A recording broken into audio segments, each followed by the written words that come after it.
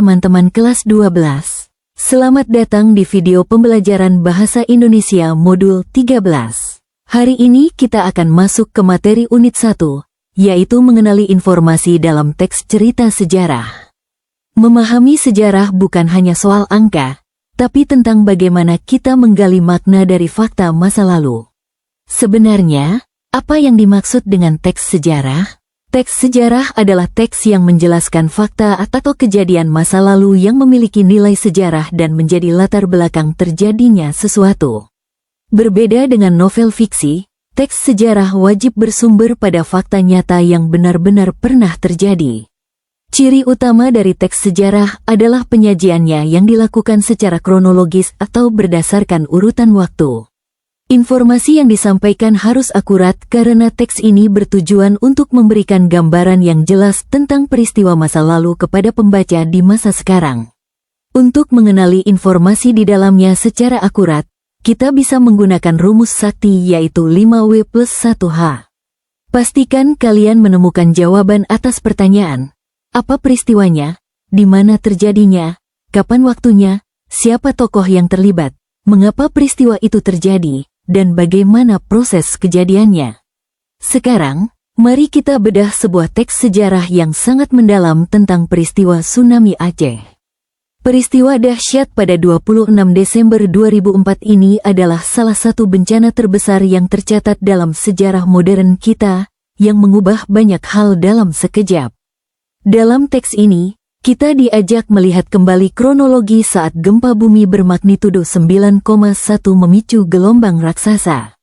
Tsunami tersebut meluluh lantakkan pesisir Aceh dan menjadi catatan kelam sekaligus bukti kekuatan alam yang tak terduga.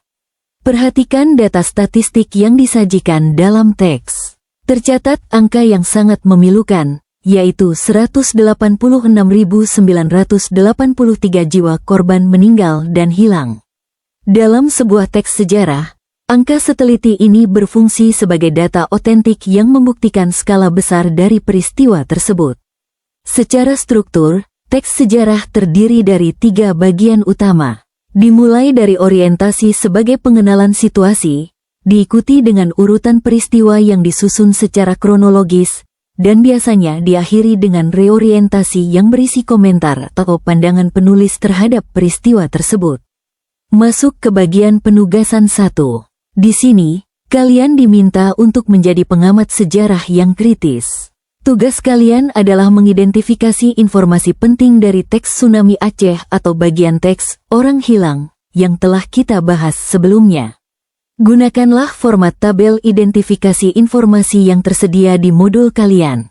Tuliskan dengan teliti peristiwa apa yang terjadi, kapan waktu tepatnya, di mana lokasi spesifiknya, dan siapa saja pihak yang terlibat dalam catatan sejarah tersebut. Mempelajari sejarah tsunami ini bukan hanya soal mengingat duka, tetapi membantu kita memahami nilai kemanusiaan, solidaritas antar bangsa, serta pentingnya kesiapsiagaan dan mitigasi bencana di masa depan. Sekarang, coba refleksikan kembali di dalam hati kalian. Bagaimana angka 186.000 jiwa tadi mengubah pandanganmu terhadap sebuah data dalam teks sejarah? Sejarah mengajarkan kita bahwa setiap angka adalah nyawa dan cerita yang berharga. Bangsa yang besar adalah bangsa yang mau belajar dan menghargai sejarahnya. Terima kasih sudah belajar dengan sungguh-sungguh hari ini.